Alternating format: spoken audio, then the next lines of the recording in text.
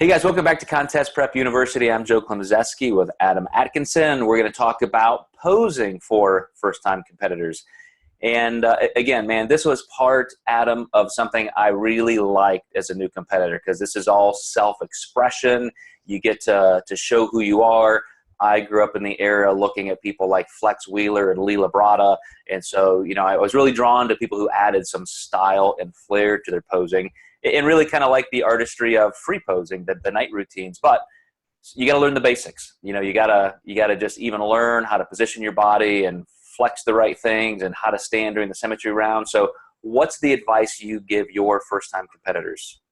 Yeah, definitely to practice that, because you can have one of the best physiques and pose horribly and not display it well. So making sure that you're watching the right type of people online too. Different federations will have different posing requirements. So I've seen a lot of people over the past couple of years. I actually saw a girl in women's figure accidentally hit a bikini front pose, and when she saw quarter turns were happening, this poor girl had no idea what she was doing. I felt so bad for her. It was you know, it was definitely a different federation, and I think unless you were a coach that knew exactly what that federation called for, you know, if you were coming from the NPC, you would have had no idea that they did quarter turns.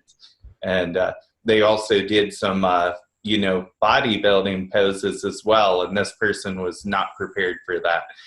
So yeah. And you know, one of the things I recommend to do, you know, similar to my advice on getting a posing suit, is look at as many people online as you can. Look at as many photographs. See how many people do something one way versus another way, and then of course you can model that. But proprioceptively, you don't always hit what you think you're hitting in terms of body position. So, you know, elbows up, you know, scapular retracted, that kind of thing. And so I would say not only take plenty of pictures of yourself doing it, because what you're seeing in the mirror isn't necessarily at all what's happening from your vantage point, but also videotape, because getting that three-dimensional view of yourself getting in and out of the poses can really help a lot. That's, you know, if you were a golfer or a baseball player, you would be videotaping your swing. And so I think that's something a lot of people miss. They just start practicing, but they're sometimes practicing the wrong things.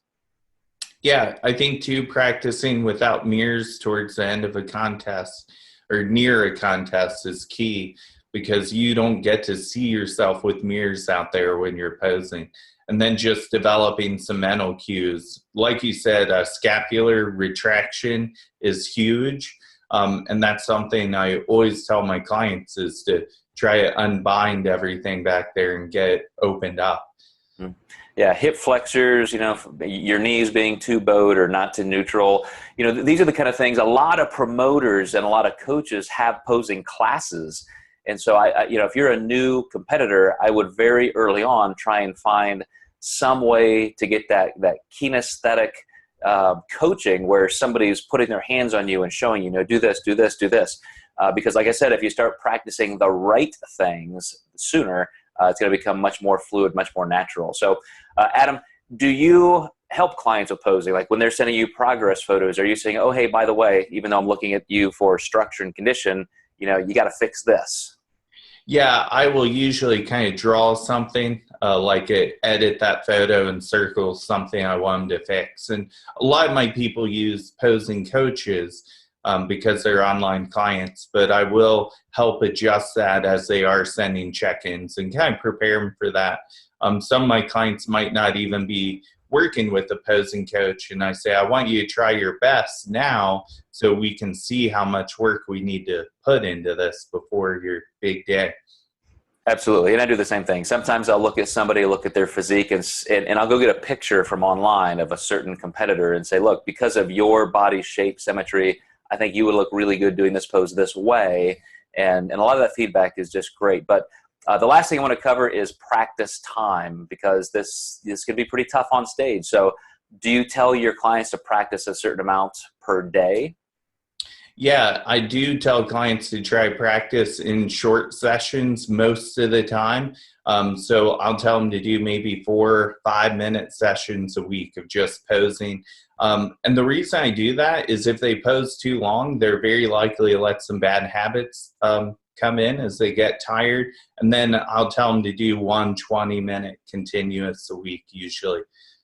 Especially if they're in bodybuilding or like women's physique, I really want them staying on those hip flexors and making sure that they videotape that and they're keeping those legs in the whole time. I think me and you have both cringed when we've seen one of our clients lose their legs on stage when we know they can win the class if they keep them in. And that's a position I absolutely hate being in, because they do all that work to get conditioned and then they lose that on stage. It's horrifying. No, that has never happened to one of my clients, Adam. We go in and win every time. And I agree. I totally agree. I think instead of long sessions infrequently to very frequently every day, have those short sessions makes it much more natural and easy to do. So hope that helps, guys. Stay with us. Like I said, we're going to spend a long time in this series going through all the things you need to know about your first contest. So stay tuned.